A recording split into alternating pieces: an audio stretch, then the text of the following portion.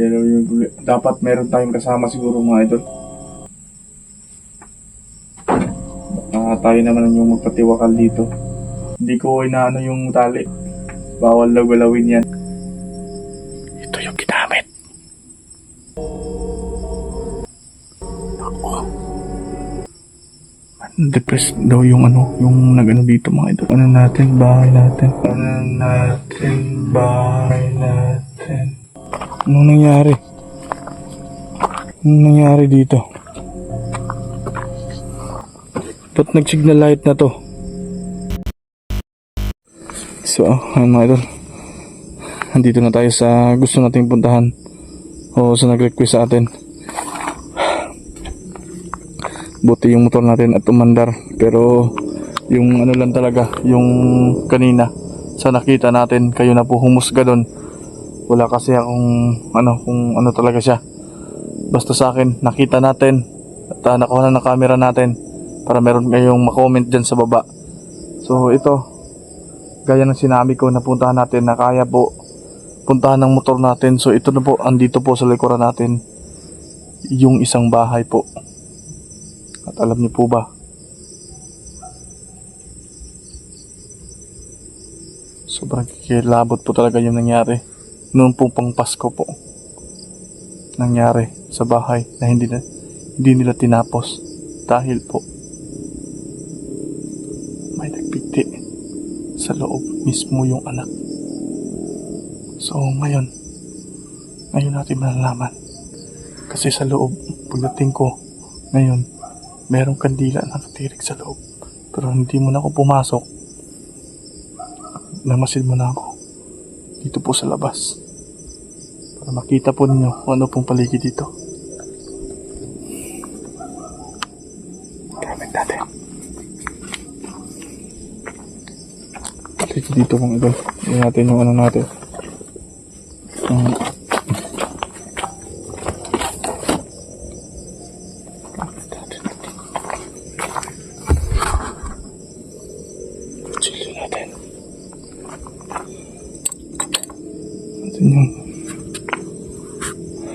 ito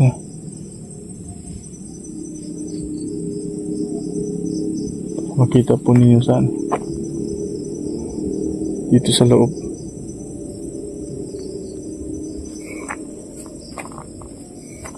Sayang yung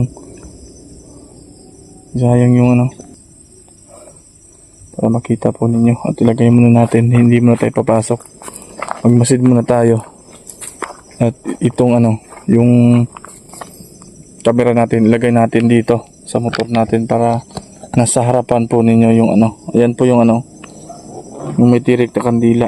Hindi muna ako pumasok para mas lalong challenge tayo. At mabuti naman po, pinayagan po tayo na pumunta dito para mag-imbestiga, kasi alam niyo naman yung natin, yung trabaho natin. Ganito, kahit delikado, nakakatakot, risky yung natin, yung trabaho natin, pero masaya na tayo dahil andyan kayo.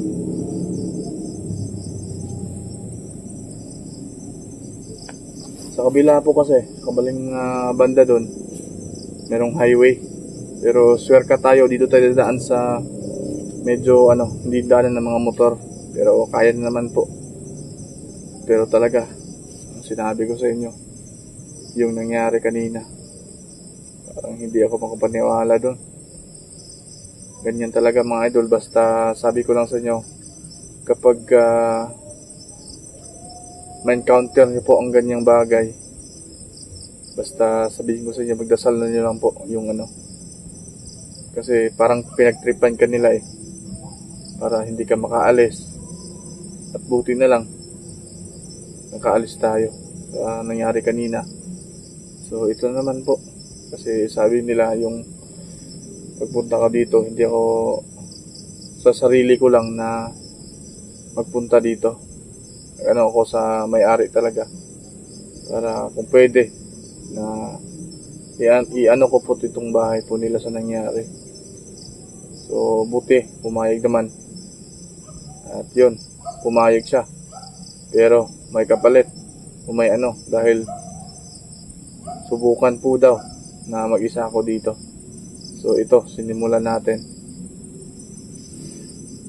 Kakayanin kaya natin na pumasok dyan dahil ilang araw pa lang yung nangyari. 6 days pa yata. Magsi 7 days na po. So subukan natin. Dahil sa excited natin kanina pag po nag-alis natin, naiwan ko yung ano, yung butane. At magkakape sana tayo. Parang kwentuhan tayo ba.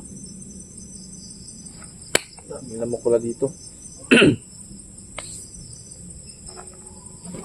Yung dala kong gamit. Wala talaga, naiwan. Sobrang excited dahil tagal na tayong hindi nakapag ano, kapag vlog dito.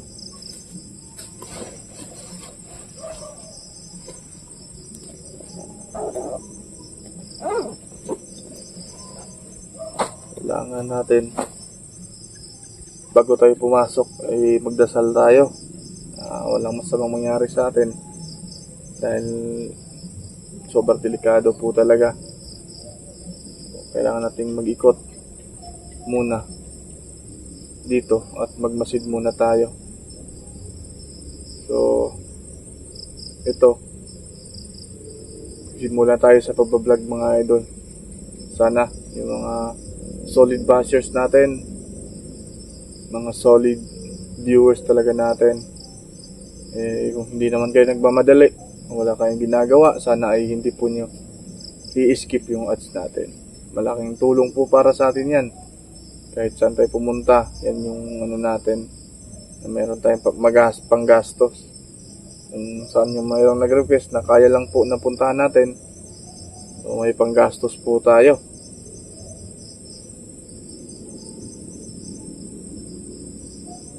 Meron akong na medyo mabaho yung amoy niya. Siguro yung yung dugo. Kasi open pa yan, hindi pa natapos. Medyo kinikilabutan tuloy ako sa pangyayari ito.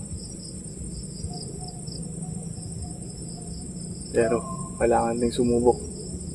Karatag tayo mga idol. Andito na tayo eh.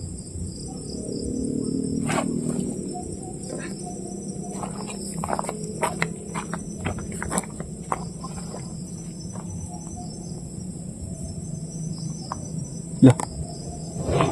Parang may biglang yung kandila. Ayun May lumakas. So wala natin tingnan.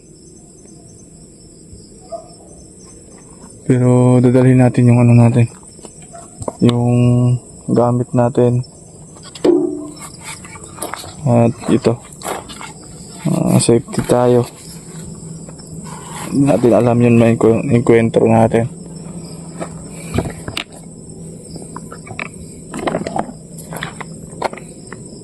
Meron pa palang mga idol hindi nila kinuha. Sayang eh. At meron pa daw dito mga idol, meron pang naiwan na tali sa loob.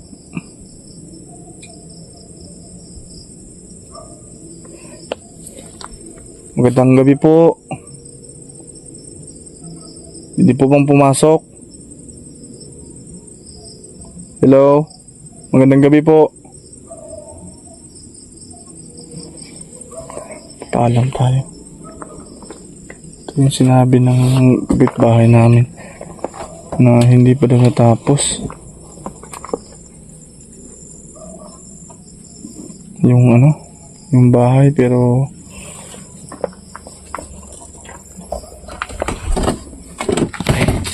dadalhin natin yung natin. Ito pala yung mga ito tinirik na kandila. Yan medyo mabaho dito. Kakaiba yung amoy. Tabi-tabi po. Bakit mo nagawa?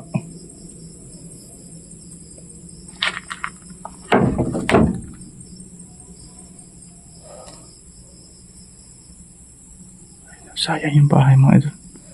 Medyo kayo merong ano pa. Kalikihan yung ano natin, bahay natin. Bahay natin.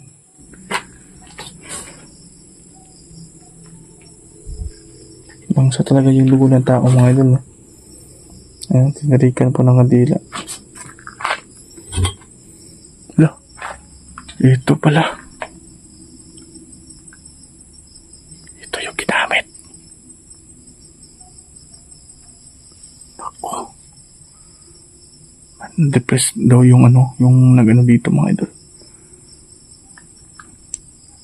Hala.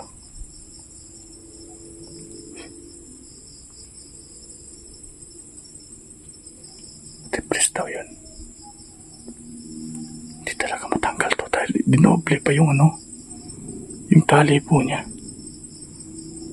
Dinoble sa leg niya. Bo. Pasensya na po. Yung gusto ko lang mag-vlog dito. O kung andito ka man, sigurado naman ako andito ka. So, wag mo naman sana akong ipahamak.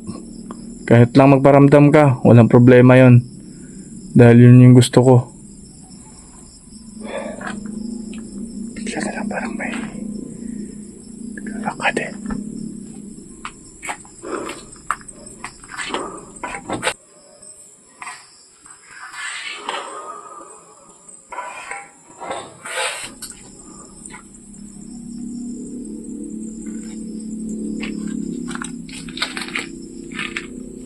Parang kwarto to siguro mga idol eh. Batang kwarto to.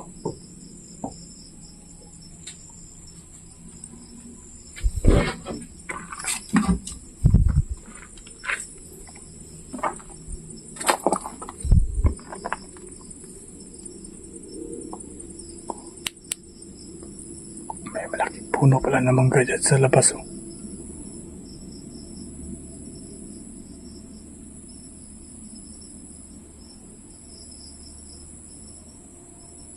Ayan o.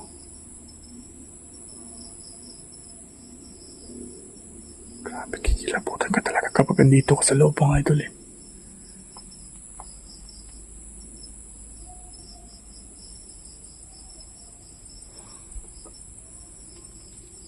Sayang yung ano. Ayan, pero sa ano, sa kabila meron ng ano, meron ng bubong. Pero dito sa kabila, wala. Ayan. Punta tayo dun sa ano, sa ikalawang kwarto.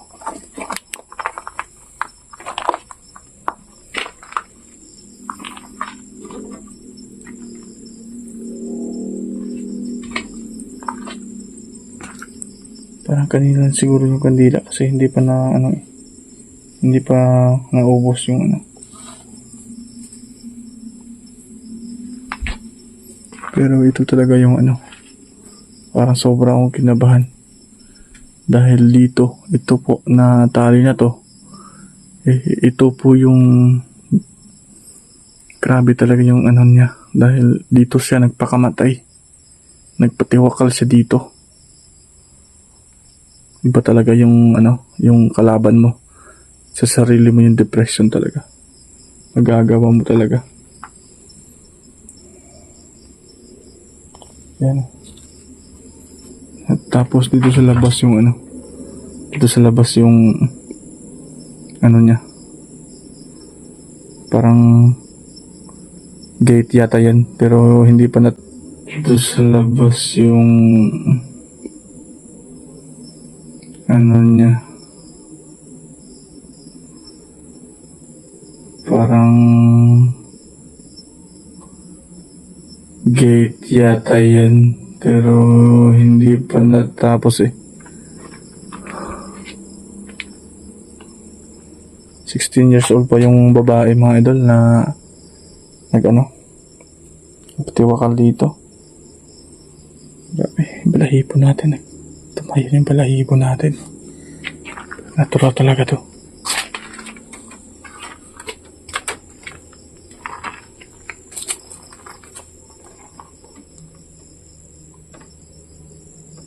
Dito yung isang kwarto. Dalawa na yung kwarto talaga. Parang hindi ako makaano.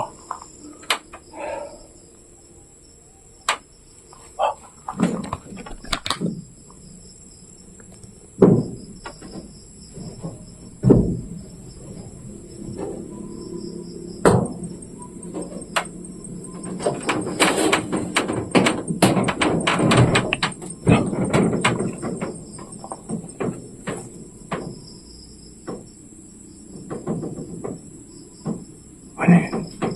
Ibon yan mga idol. Ano ba yan? Pusa ba?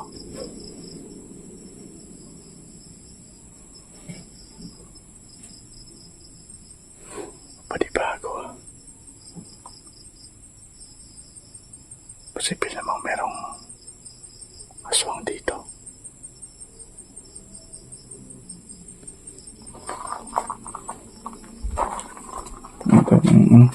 Pumula tayo mga idol, relax muna tayo. At ramdamin muna natin yung ano. At pagdasal natin yung ano. Yung patiwakal dito. Lagay natin yung camera natin dito. Upo tayo dyan sa mahiwagang upuan natin. Relax tayo para medyo pawala ng kaba. Iba talaga mga idol kapag yung trabaho natin ganito. Pero simulan na natin eh. Mahirap na iwanan. Kapisa na tayo. Kakapisa na ako dito mga idol. Pero naiwan yung ano natin eh. Yung beauty natin. Maganda siguro dito challenge mga idol na ano, matulog tayo dito ng isang gabi. Pero dapat meron tayong kasama siguro mga idol. Baka tayo naman yung magpatiwakal dito. Hindi ko inaano yung tali. Bawal galawin yan. Yung pagtapos na lang libing na pwede nang ano, tanggalin yan. Sarap dito mga idol, magkakape.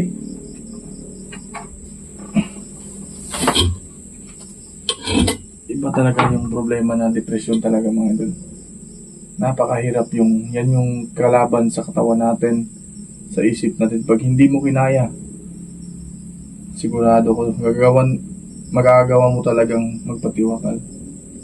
Pero sa akin, sa mga mahal kong mga viewers, kahit anong problema na darating sa atin, magdasal lang po tayo. Dahil walang imposible po talaga na kahit anong problema, kayang masolusyonan po. Basta magdasal lang tayo, manalig lang tayo.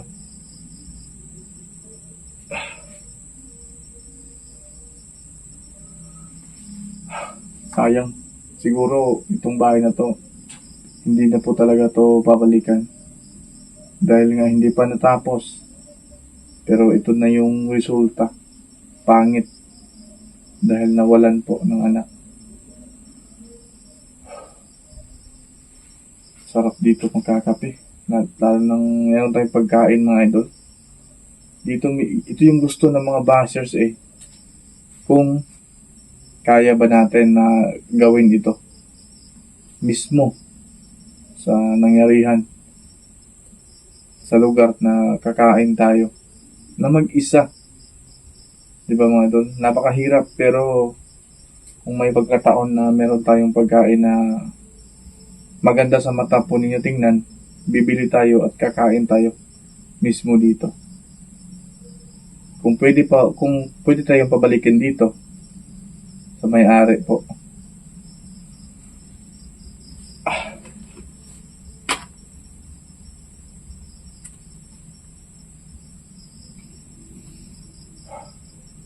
Wow.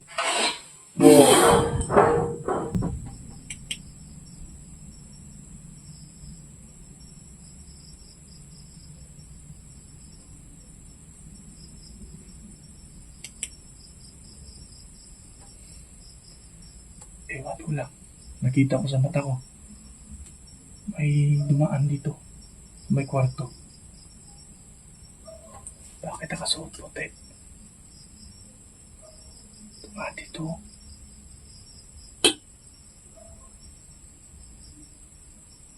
Ibig sabihin ito, tinatako tayo niya. Para hindi tayo magtagal dito. Pero yun, kaya natin to. Sandyan lang kayo, panoorin niyo yung video natin. Hindi basta-basta kapag ganito yung sitwasyon. Oops.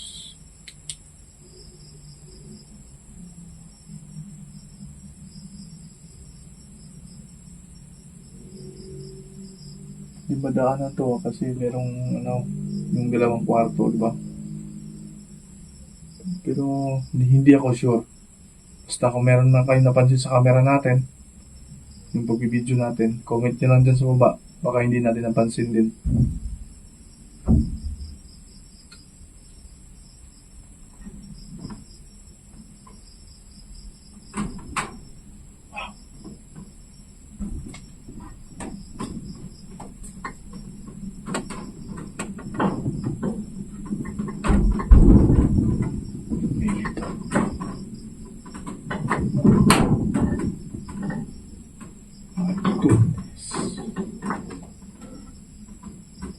Kahit anong gagawin yung pagtakot sa akin, hindi tayo matipatitinag mga idol. Kailangan tayong lumaban. Hindi natin sila pansinin.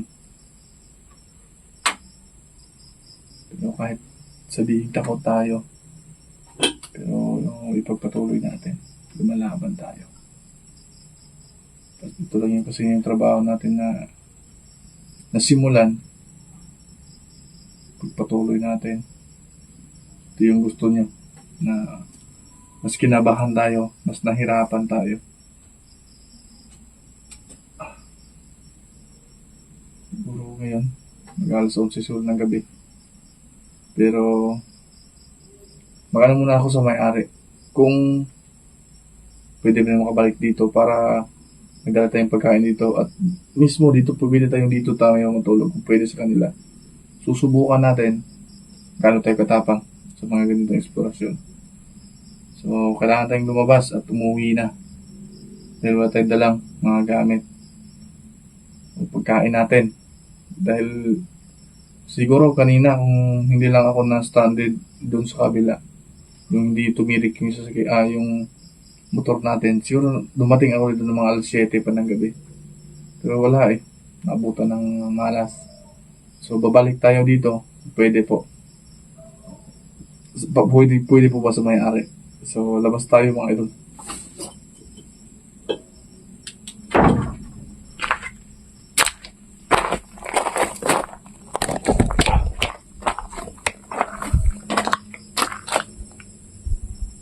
Hindi na siguro natin papatayin yan.